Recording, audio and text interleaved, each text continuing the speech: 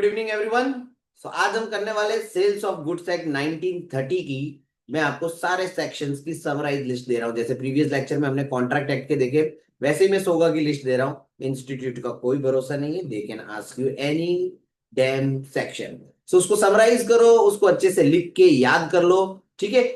उसके बाद हम नेक्स्ट वीडियो में मैं आपको सारे आर्टिकल्स वगैरह लिख के दे दूंगा, उसको आप अच्छे से याद कर लो, ठीक है। ये छोटी छोटी चीजें हम करते रहेंगे और अकाउंट में बाकी सारे सब्जेक्ट में हर चैप्टर के क्रक्स पीडीएफ जो है वो हम लॉन्च करेंगे। क्रक्स पीडीएफ मींस कि जितनी भी वैरायटीज है ना उसके अंदर, जितनी भी वैरायटी के एमसीक्यू पूछे जा सकते हैं एग्जाम में, वो सब हम उसके अंदर कवर करेंगे। तो चलिए let's start with sales of goods act first of all. बाकी बातें अपने करते रहेंगे, क्या क्या आपको करना है क्या नहीं करना है एग्जाम में, किन चीजों का ध्यान रखना है, वो सब हम टाइम टू टाइम पे अपने चर्चा करते रहेंगे। ओके, चलिए। तो सेल्स ऑफ गुड्स एक्ट 1930 का डिटेल सेक्शन लिस्ट, जिसमें चैप्टर 1 में प्रिलिमिनरी सारे सेक्शन है, सेक्शन 1 to 3, जिसके अंदर section 1 is related with short title extent and commencement के ऊपर है। मतलब एक्ट का नाम क्या डिफाइन किया गया है, जियोग्राफिकल कवरेज क्या होगा और कौन से दिन पे ये इफेक्ट में आया था, सेक्शन 1 में लिखा है। सेक्शन 2 में आपको की डेफिनेशंस दी हुई है, buyer, seller, goods, price, delivery, mercantile agent etcetera. जितने भी की डेफिनेशन है वो मोस्ट प्रोबेबली आप देखोगे तो सेक्शन 2 के अंदर आपको मिल जाएगी। एप्लीकेशन ऑफ कॉन्ट्रैक्ट एक्ट, तो सेक्शन 3 क्या कहता है, state that principle of Indian contract act apply unless inconsistent with सोगा। तो ये आपको पूछा जा सकता है कि सोगा का सेक्शन 3 जो है उसके अंदर कॉन्ट्रैक्ट एक्ट कितना इंप्लीमेंट होगा, उसके ऊपर बात की है। फिर आता है चैप्टर 2 फॉर्मेशन ऑफ कॉन्ट्रैक्ट, जिसमें सेक्शन है आपके 4 से लेके 17 तक। सेक्शन 4 कहता है sale and agreement to sale का डिफरेंस। सेल क्या है, एग्रीमेंट टू सेल क्या है, उसमें डिफरेंस बताया गया है। सेल का मतलब इमीडिएट ट्रांसफर, एग्रीमेंट का मतलब हो जाएगा future transfer. Contract of sale section 5 में लिखा गया है कि भाई कॉन्ट्रैक्ट ऑफ सेल जो है वो रिटर्न भी हो सकता है, ओरल भी हो सकता है और इंप्लाइड भी हो सकता है। सेक्शन 6 कहता है एग्जिस्टिंग एंड फ्यूचर गुड्स, ठीक है, कि एग्जिस्टिंग गुड्स कौन से, फ्यूचर गुड्स कौन से, उसके लिए आया है section 6। Section 7 goods perishing before contract and section 8 आता है गुड्स पेरिशिंग आफ्टर एग्रीमेंट। एक बिफोर वाला है और एक आफ्टर वाला है। 7 वाला जो है वो बिफोर वाला है, 8 वाला जो है वो आफ्टर वाला है।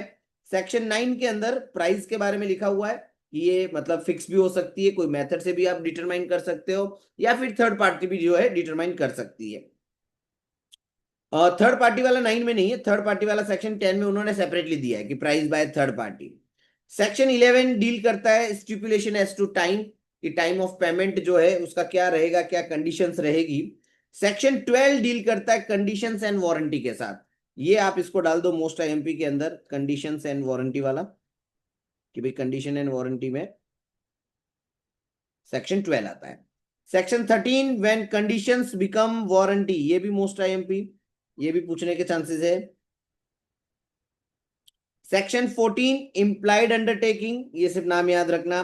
Section 15 sale by description, most IMP, जो गुड्स होते हैं वो डिस्क्रिप्शन के साथ मैच होने चाहिए हमारे। सेक्शन 16 कहता है क्वालिटी और फिटनेस, इसको भी आप डालो मोस्ट आईएमपी में। सेक्शन 17 कहता है सेल बाय सैंपल, ठीक है। तो ये टोटल हमारे 17 सेक्शन इसके अंदर होंगे, इस चैप्टर के अंदर। फिर चैप्टर 3 है इफेक्ट्स ऑफ द कॉन्ट्रैक्ट, जिसमें सेक्शन 18 कहता है goods must be ascertain. Section 19 कहता है प्रॉपर्टी व्हेन इंटेंडेड। सेक्शन 20 कहता है specific goods in deliverable state. देखो यहाँ पे मैं ना आपको सोगा का रिवीजन नहीं करा रहा हूँ, मैं आपको सिर्फ सेक्शन की लिस्ट बता रहा हूँ। सोगा का रिवीजन हम कोई और लेक्चर में मैं आपको करवाने वाला हूँ, जिसके अंदर मैं सारे की एरियाज जो है वो एक साथ आपके कवर हो जाए, रिवाइज हो जाए, इस तरीके से मैं आपको एक मटेरियल प्रोवाइड करूंगा, ठीक है। अभी सिर्फ फोकस ये है कि जितने भी सेक्शन है वो मैंने एक पेज पे यहाँ पे लिख के दे दिए आपको। आप घर जाके उसको अच्छे से लिख के एक बार याद कर लो, 2 बार उसको बिना देखे आप लिख लो, आपका काम हो जाएगा। चलिए आगे बढ़ते हैं अपने। सेक्शन 21 कहता है not in deliverable state. Section 22 जो कहता है deliverable state with price to be ascertain. Section 23 unascertain goods. Section 24 goods on approval. अच्छा, इसके अंदर आप आईएमपी डालो 23 एंड 24। सेक्शन 25 कहता है रिजर्वेशन ऑफ राइट। सेक्शन 26 कहता है रिस्क के ऊपर। Now risk follows ownership unless agreed, ये तो अपना सेक्शन 26 में लिखा है। Section 27 most IMP sale by non owner,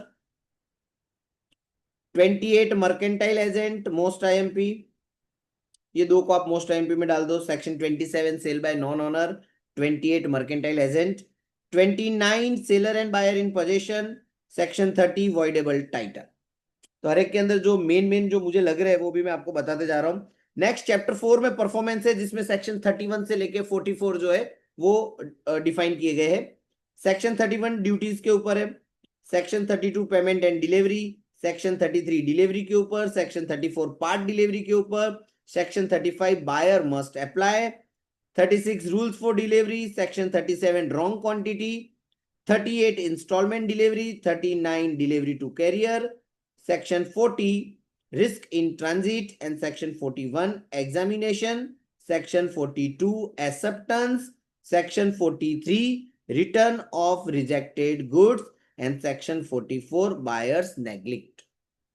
ठीक है, अगर बायर की गलती है तो बायर को फिर कॉम्पेंसेट करना पड़ता है सेलर को। चलिए, मोस्ट आईएमपी में डालिए राइट्स ऑफ अनपेड सेलर, पूरा का पूरा 45 से लेके 54 तक सारे के सारे हमारे मोस्ट आईएमपी है ये अनपेड सेलर वाले। सेक्शन 45 में लिखा हुआ है कि अनपेड सेलर कौन होता है, 46 में उसके राइट के बारे में लिखा है, 47 में उसका लियन वाला राइट, 48 में पार्ट डिलीवरी, 49 में टर्मिनेशन ऑफ लियन, सेक्शन 50 में स्टॉपेज वाला जो था हमारा स्टॉपेज इन ट्रांजिट वाला, सेक्शन 51 ड्यूरेशन ऑफ ट्रांजिट क्या रहेगा, 52 how stoppage is done, section 53 is related to resale, 54 is shoot for price। ठीक है, तो सारे के सारे अनपेड सेलर वाले इंपॉर्टेंट है, वो आप अच्छे से देख लेना। Now last one most probably section 55 से 61 तक शूट्स फॉर ब्रिज, जिसमें सेक्शन 55 है हमारा प्राइस वाला। ठीक है, प्राइस के लिए आप केस कैसे करोगे। Damages for non acceptance section 56, 57 damages for non delivery, 58 specific performance, 59 breach of warranty, 60 anticipatory breach. इसमें आप आईएमपी टिक कीजिए 57, 58 एंड 59। चलिए 61 इंटरेस्ट एंड स्पेशल डैमेजेस के ऊपर। ठीक है, तो टोटल ये 61 है, जिसमें जो जो आईएमपी थे वो भी मैंने आपको बता दिए, और उसके अंदर क्या क्या आता है वो सारी चीजें यहाँ पे समराइज वे में आपके सामने मैंने रख दी, जैसे कॉन्ट्रैक्ट एक्ट में हमने रखा था। ठीक है, तो ये वीडियो सिर्फ एंड सिर्फ सेक्शन के बारे में आपको बताने के लिए, एक समराइज वे में सारे सेक्शन की लिस्ट हमने यहाँ रख दी है। ठीक है, अगले लेक्चर में हम सोगा का पूरा एक क्विक रिवीजन, कॉन्ट्रैक्ट का एक क्विक रिवीजन हम करेंगे। ठीक है, चलिए।